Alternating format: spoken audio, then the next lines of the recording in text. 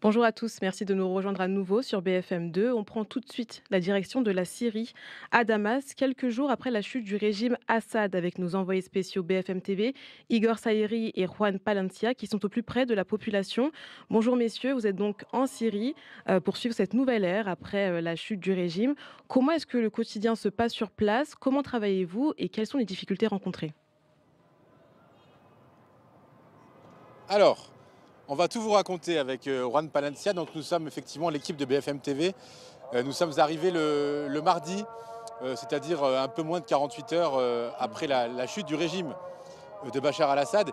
Et ce qu'on se disait juste avant de prendre l'antenne en direct avec Juan, c'est que depuis le début, nous avons été extrêmement bien accueillis, à la fois par les Damassiens, les habitants de Damas, mais aussi par tous les Syriens, parce que nous avons eu la chance de pouvoir à la fois passer quelques jours à Damas, et puis il y a 2-3 jours maintenant, nous avons pu remonter vers le nord de la Syrie, dans la très belle ville et symbolique ville d'Alep, et même d'aller à Idlib. Idlib, ça représente beaucoup, ça représente d'abord une ville qui a incarné pendant longtemps la capitale internationale du terrorisme et qui a été repris par le groupe rebelle islamiste HTS qui a fait tomber le régime de Bachar al-Assad et qui a installé un gouvernorat et dans laquelle il y a énormément de combattants de HTS qui ont participé à ces combats pendant 12 jours. Ça a duré 12 jours au total. Et à chaque fois que nous sommes passés dans ces différentes villes, nous avons été extrêmement bien accueillis. Alors il y a bien une raison à cela, hein, c'est parce que ce groupe islamiste a besoin de communiquer avec l'étranger, notamment avec les journalistes, pour apporter, incarner une image beaucoup plus souple, beaucoup moins rigoriste de l'islam notamment, casser cette image aussi qu'on pouvait avoir ici en Occident, en France et partout en Europe, cette image de djihadistes, de combattants qui appliquent la charia de façon très, très stricte, comme on a pu voir par exemple en Afghanistan, ou encore Daesh qui a appliqué aussi la charia mais de façon extrêmement stricte. Et bien là c'est un petit peu différent, c'est un petit peu plus souple, et donc il y a cette image qu'ils ont envie de dégager, de représenter pour la Syrie, mais aussi vis-à-vis de l'extérieur. Brad, si tu veux ajouter Ah un oui, truc. bien sûr.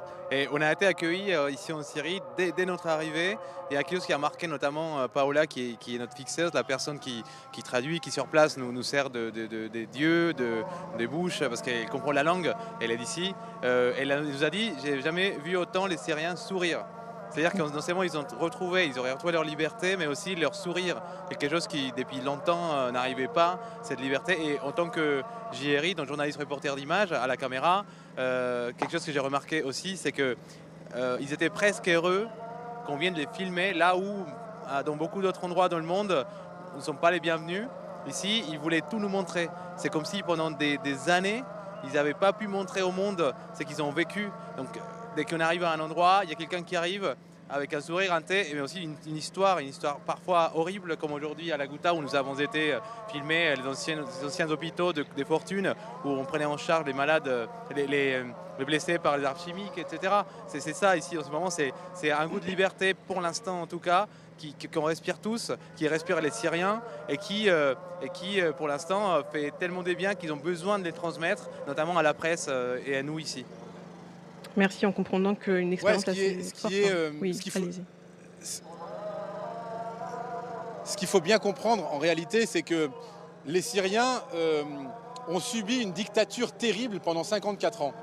Euh, c'est un régime qui avait un système répressif extrêmement sévère, extrêmement dur, extrêmement injuste aussi, et indigne de sa population. Il y avait beaucoup d'arrestations arbitraires. On arrêtait quelqu'un, souvent sans raison, et on le mettait en prison.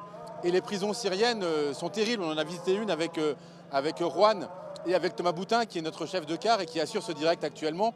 On a pu aller dans la célèbre, tristement célèbre prison de Saïd Naya, qui est un appareil de torture. C'est une prison inhumaine qu'on compare parfois à un camp de concentration. Et on a pu voir des dizaines et des dizaines de familles qui attendaient, qui avaient l'espoir de retrouver un proche. Car ici en Syrie, presque tout le monde connaît ou a perdu un proche dans les prisons syriennes.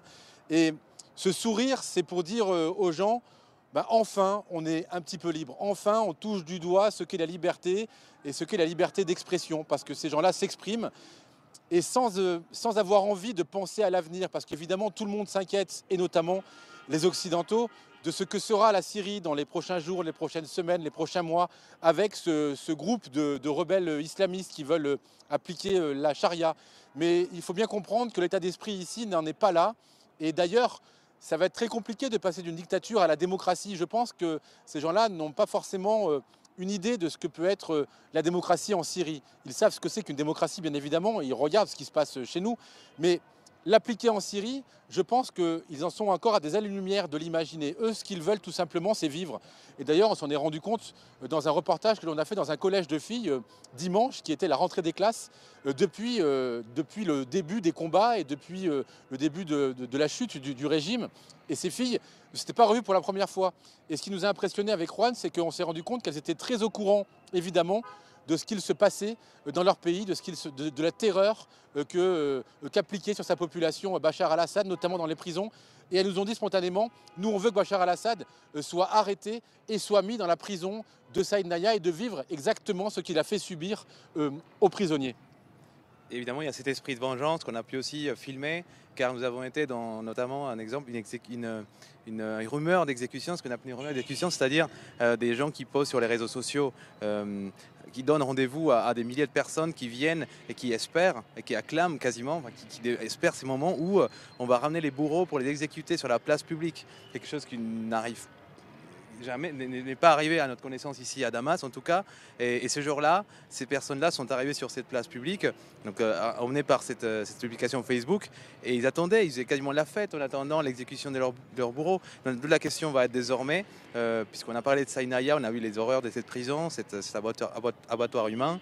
La question ce sera de savoir désormais ce qu'ils vont faire, comment ils vont appliquer la justice désormais, et qu'est-ce qu'ils vont faire de tous ces bourreaux qui sont dans les prisons actuellement, car jusqu'ici, en tout cas, dans notre mission, nous n'avons pas pu accéder à ces endroits-là, à les voir, à les rencontrer.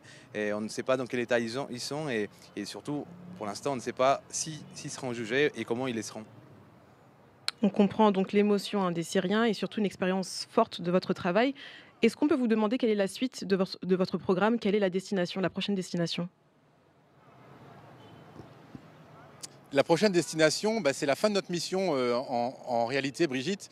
Ce matin, on a tourné un reportage potentiellement exceptionnel. On était donc, comme disait Juan, à la Routa. La Routa, c'est une ville martyre quelque part. C'est une ville qui a accueilli de nombreux combattants de l'armée syrienne libre. C'est quelque part une faction de combattants rebelles comme HTS et qui ont subi énormément de bombardements et la guerre de l'armée loyaliste à Bachar al-Assad contre ses habitants.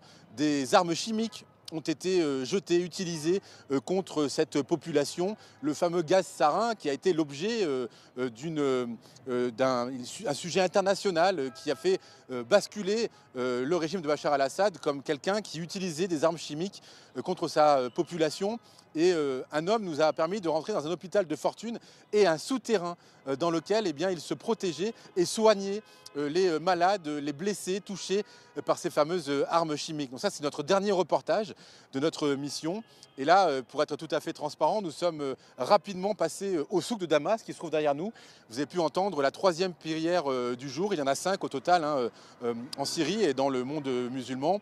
Et nous allons déjeuner et prendre la direction de la frontière avec le Liban. On va devoir faire vérifier nos papiers d'identité et bien vérifier que les autorités libanaises vérifient que le tampon libanais soit bien sur notre passeport, ce qu'il est.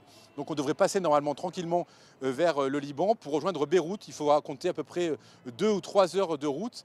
Arrivé à Beyrouth, on va essayer de se reposer un petit peu parce qu'il faut savoir que nos journées sont quand même très longues. On se réveille généralement vers 6-7 heures du matin et on termine tard le soir puisqu'on fait nos reportages, mais il faut aussi les monter pour la matinale de BFM TV le lendemain matin. Autrement dit, on s'est couché en moyenne à 1 heure ou 2 heures du matin. Donc ce sont des missions généralement très intenses, mais formidables. Là, ce qu'il faut savoir, c'est qu'en Syrie, aujourd'hui, c'est un pays qui était inaccessible il y a encore 15 jours, extrêmement dangereux parce que présence de djihadistes, de terroristes, et puis surtout hostile aux journalistes étrangers. Et là, on avait quelque part tout tous les gens nous ouvraient leurs portes pour nous montrer ce qu'est la vraie vie en Syrie, ce que sont véritablement les Syriens, avec vraiment, c'est ce qui nous marquera pour toujours, c'est cet espoir qu'ils ont en l'avenir, l'espoir en la Syrie. Beaucoup nous ont dit qu'ils aimeraient voyager à l'étranger, ils aimeraient que des touristes étrangers puissent venir en Syrie, à Damas, à Alep, qui sont des villes magnifiques, qui représentent en partie le Moyen-Orient, avec une histoire formidable. Donc voilà ce qu'ils espèrent. Et nous, on va rentrer à Paris à partir de demain. Notre vol pour Beyrouth est à 13 h pour un retour à Paris aux alentours de 16 h 30. Un petit mot On peut-être, garde Juan. donc Un cette mot pour notion Joey à la fin, d'espoir, hein. nous Oui. partons avec. Allez-y, Oui, Juan. oui, bien sûr. Et les gens aussi ne perdent pas l'espoir encore.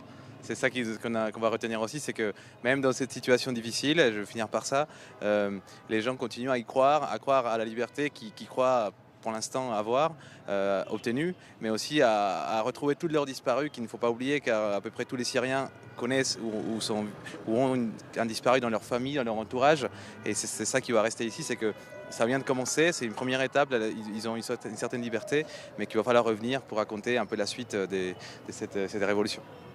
Merci à vous, Igor Saïri et Juan Palencia, envoyés spéciaux en Syrie. Merci de nous faire vivre ces images en direct de Damas. On continue évidemment de suivre votre travail à travers tous vos reportages et vous au plus près de la situation en Syrie. Et on se quitte sur donc ces images donc de la Syrie avec cette troisième appel à la prière, alors que l'ONU appelle à des élections justes et libres en Syrie après la période transitoire et insiste sur le besoin d'une aide humanitaire d'urgence. On se retrouve très vite pour un nouveau direct sur BFM2. Merci à vous.